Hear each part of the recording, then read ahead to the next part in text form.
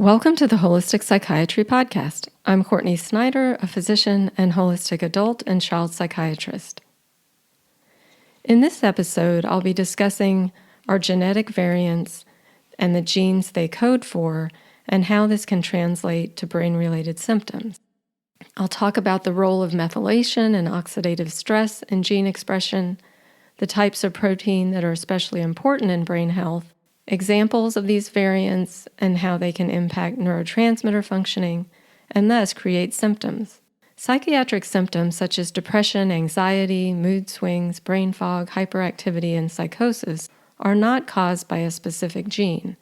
Instead, certain genes, or rather certain gene variants, raise our vulnerability to developing brain-related symptoms. We each have well over 1,000 genetic variants, or what are called SNPs. Most of these we'll never hear from unless they are expressed. Oxidative stress, which can impact this expression, is when our antioxidant system is overwhelmed by things like toxins, high inflammatory states, trauma, and/or other insults. Most people with brain-related symptoms are dealing with some oxidative stress. In fact, the brain is a good barometer of oxidative stress. The expression of our genetic variants is also impacted by methylation, a chemical reaction in which a small molecule, or a methyl group, is added to DNA, proteins, or other molecules. Our ability to methylate, which is very important for our health, is impacted by a number of genes. These genes can also have variants. Aside from supporting our physiology by lowering and preventing oxidative stress, it is also important that we optimize methylation. Each of our genes make a protein. Having a variant on a gene means that protein may not work as well. There are different types of proteins with different jobs. I'll list the types of proteins that are especially relevant in brain health. The first being enzymes. These speed up chemical reactions in the body. They can be involved in making neurotransmitters, metabolizing or removing neurotransmitters, turning one neurotransmitter into another. They're involved in methylation and detoxification. Another example of a protein especially relevant in brain health are receptors. Neurotransmitters allow one nerve cell to communicate with another. The nerve cell releases neurotransmitters that bind to receptors on the next nerve cell. This results in a change in the receptor, which causes an electrical signal to travel down that nerve cell to then communicate to the next. Another example of a protein are reuptake receptors. These are also receptors at the synapse, the space between the cells, that take up the neurotransmitter, such as serotonin reuptake receptors, which are especially important. In fact, SSRIs block these receptors so that more serotonin is available.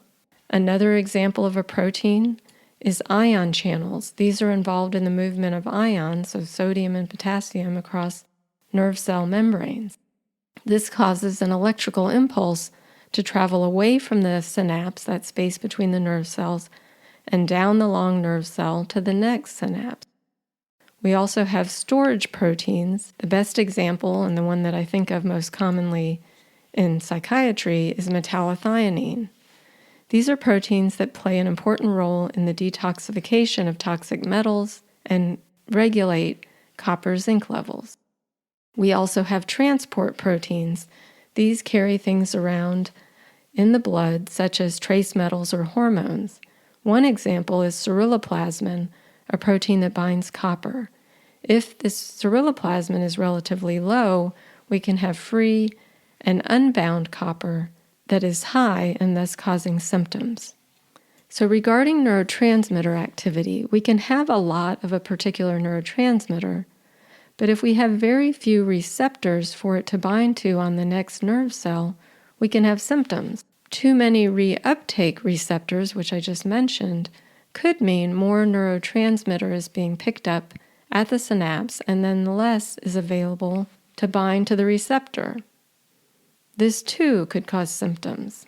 And in fact, high serotonin reuptake receptors resulting in low serotonin activity, is a common cause of depression. And so this is one of the reasons that I use the term neurotransmitter activity instead of just suggesting that a neurotransmitter is high or low. This is also one of the reasons many of us don't find measuring neurotransmitters or their metabolites particularly useful. So just to review briefly the more common neurotransmitters that we think of in psychiatry, serotonin is involved in giving us joy, a sense of well-being and pleasure, interest, restful sleep. If there is low activity, we can have depressed and anxious mood, lack of enjoyment, difficulty falling and staying asleep. Dopamine is involved in pleasure and reward.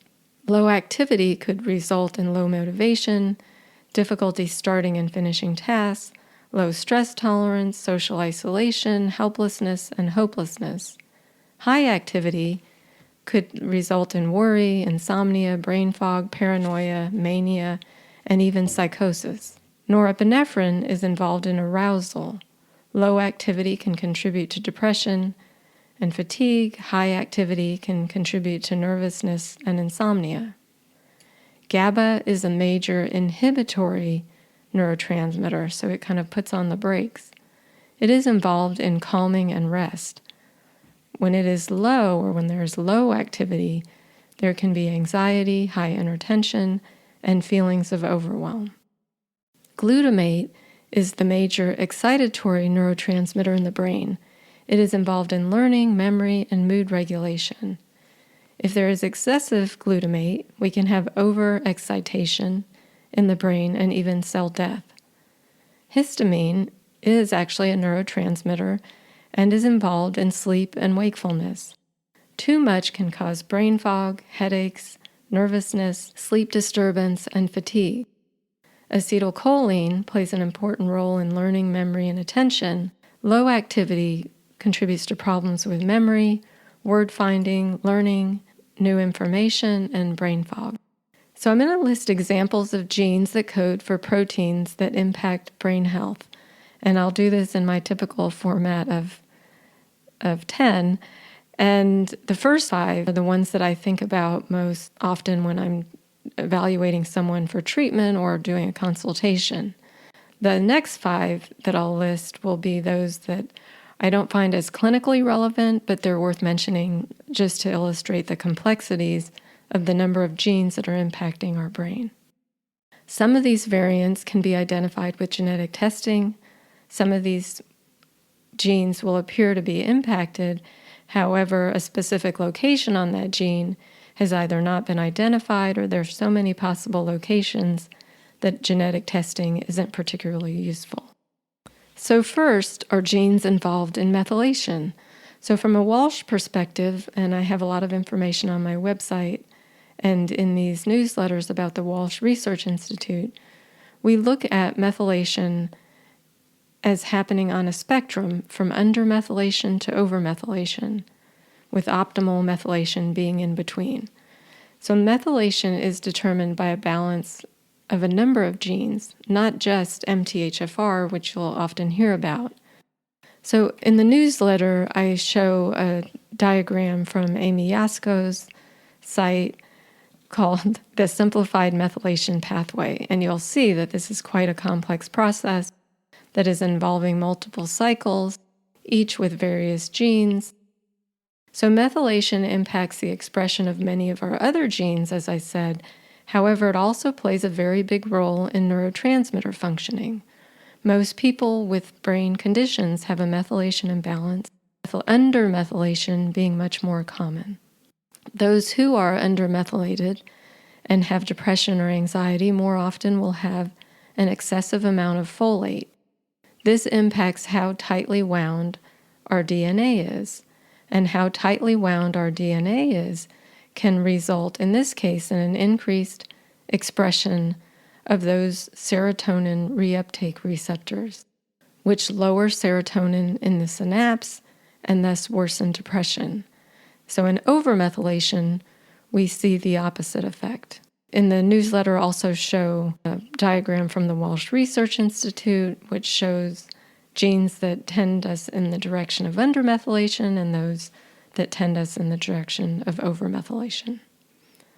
Number 2 are enzymes that metabolize or get rid of catecholamines. COMT has frequent variants, and this is an enzyme that codes for catechol O-methyltransferase, an enzyme that metabolizes catecholamines. So catecholamines are dopamine, epinephrine, and norepinephrine. It also breaks down estrogen. So a slow COMT could mean a buildup of catecholamines, especially when we're under stress, and this can cause high anxiety. It's also worth mentioning that though variants can create weaknesses on enzymes, so can other factors. So for example, high estrogen states, which a slow COMT can cause, will also further slow a COMT. A fast COMT can result in catecholamines being cleared too quickly. So this could result in cravings, addictive tendencies, and excessive sleepiness. MAOA is another enzyme that metabolizes catecholamines and can be slow or fast in its functioning. However, it also metabolizes serotonin and histamine and does not metabolize estrogen. Number 3, enzymes that break down histamine. A variant in one or more of these genes could cause high histamine states. So DAO, which codes for diamine oxidase, is an enzyme that breaks down histamine in food. So people that have a weakness here could have problems with high histamine foods. HNMT codes for histamine and methyltransferase, an enzyme that breaks down histamine in cells. MAOA codes for monoamine oxidase again, and is an enzyme that breaks down histamine, tyramine, and as mentioned, catecholamines. Methylation genes, of which MTHFR is the main player, collectively impact our body's ability to break down histamine. So again, you can see methylation's involved in the expression of genes, in the expression of certain receptors, the breakdown of histamine, and detoxification.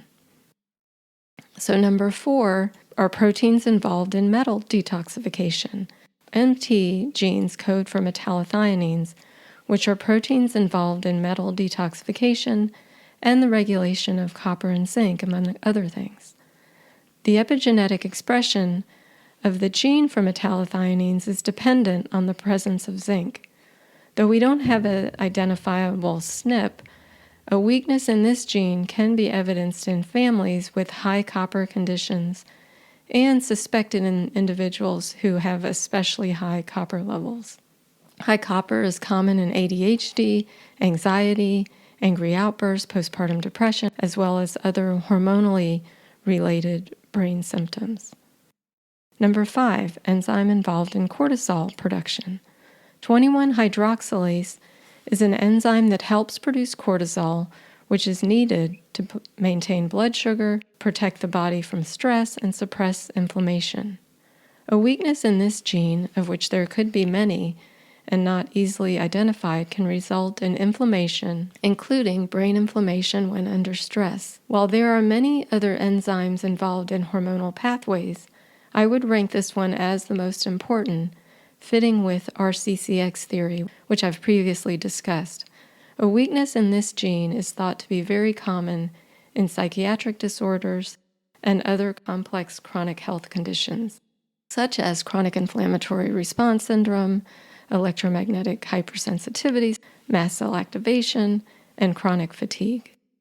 I share these next 5 proteins not because they're on the forefront of my mind, as these first 5 are, but because they speak to the further complexities of how our variants can impact our brain. So number 6 are enzymes that turn one neurotransmitter into another. So GAD1 codes for glutamate decarboxylase, an enzyme that breaks down glutamate, which is anxiety-inducing, into GABA, which is calming. A variant at GAD1 could result in too much excitatory glutamate and too little GABA. Number 7, receptors for neurotransmitters. There are many genes that directly code for the many types of receptors. One example are the genes that code for dopamine receptors. So this is DRD1 all the way through DRD5. Number 8, complement or C4. This is an interesting protein which is part of the complement system, which is found on certain cells within our plasmas and involved in immunity and autoimmunity. But separately, C4 variants have been associated with a higher likelihood of schizophrenia, seemingly because it controls for synaptic pruning that normally happens during development. So synaptic pruning would be the removal of some of these neuronal connections. This is part of normal development. However, it's a process that needs to be in check, so too much or too little could be problematic. This idea of pruning is also being implicated in autism, where it's felt that in early development there's not enough pruning and excessive neuronal connections. Number 9, enzymes involved in detoxification. As mentioned, oxidative stress plays a role in mental health and in the expression of our variants. There are many, many enzymes involved in both phase 1, which is the cytochrome P450 genes, and phase 2, detoxification. Methylation is involved in detoxification as well. And lastly, and I would say actually least, and I don't find this gene particularly useful, but I mention it because it's certainly talked about a lot, which is the HLA-DR gene, which is often referred to as the dreaded gene. I mention this because many people believe this is important when it comes to mold toxicity, a common cause of brain symptoms. And I, like my mentor, Dr. Neil Nathan, who I would say is really a pioneer in the field of mold toxicity, has not found this gene to be useful in predicting who will have mold toxicity, the severity of their symptoms, or in their prognosis. This dreaded gene, however, does create a lot of stress, and this is not something that I would test for. So lastly, how can we support these genes so they can do their best work? We can lower oxidative stress, and that's much of what I talk about in other episodes when we talk about addressing inflammation, addressing toxicity, supporting our autonomic nervous system, lowering inflammation, lowering chronic stress, addressing trauma, improving our attachment experiences. We can also support methylation, and we can more specifically support the enzymes or proteins that don't appear to be working up to speed. In an upcoming newsletter, I'll discuss how specific targeted nutrients can promote the synthesis and functioning of some of these enzymes and proteins that I've discussed. And I'll also talk about how they can be used to address this oxidative stress. In this week's paid newsletter, I'll be applying this information using specific case examples with family histories. Thank you for listening. If you are interested in receiving this podcast with text and audio in your mailbox each week, please consider subscribing at CourtneySnyderMD.com or on Substack. Until next time, take care.